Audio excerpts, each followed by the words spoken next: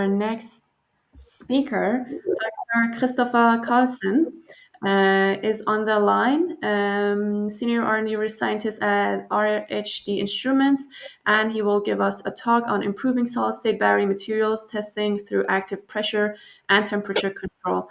Christoffer, whenever you're ready, stage is yours. Please go ahead. Thank you. Thank you for the opportunity to talk today.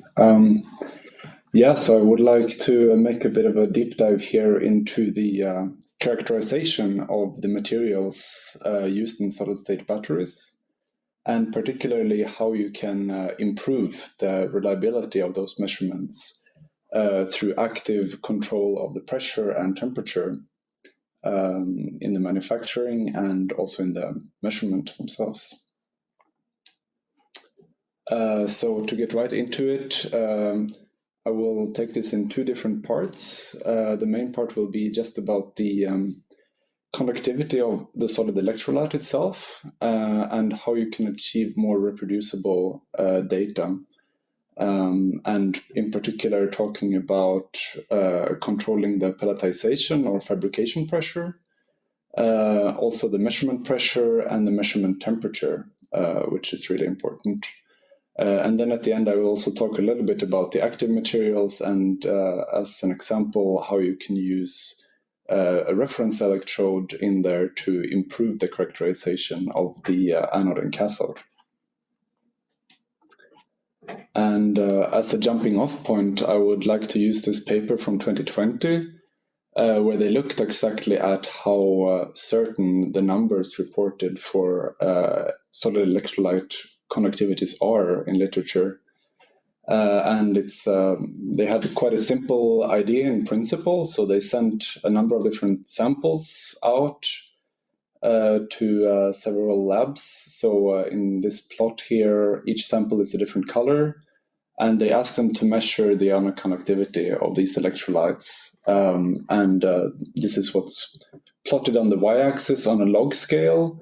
So as you can see, the spread of these values is really quite huge. For some of the samples, it's more than 1 order of magnitude difference in the values that they came up with.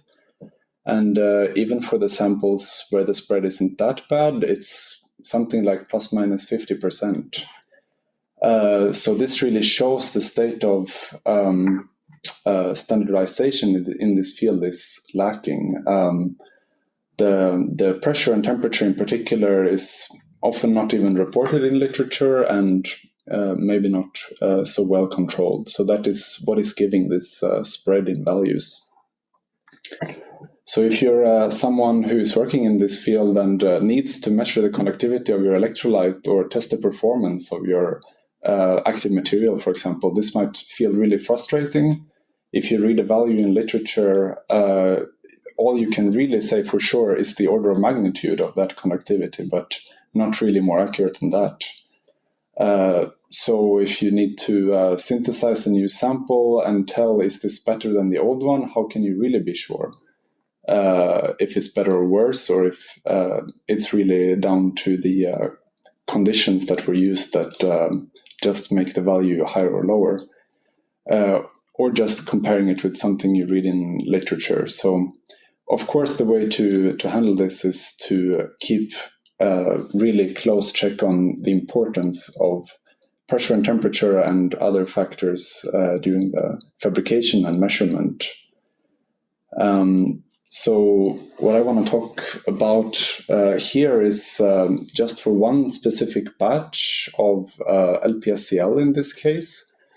Of course, if you're synthesizing these materials, there are a lot of parameters that will affect the conductivity, like particle size, crystallinity, synthesis conditions. So I don't want to talk about any of that, but just for one material, how can you find the accurate conductivity value for that one? This LPSCL powder is put into a measurement cell. In this case, it's the so-called compressor cell, which is an airtight and high-precision measurement cell where you can just fill in the powder and then compress it and measure the conductivity in situ, so that the pellet is pressed inside of the cell and you can measure while applying this pressure. And then we can use impedance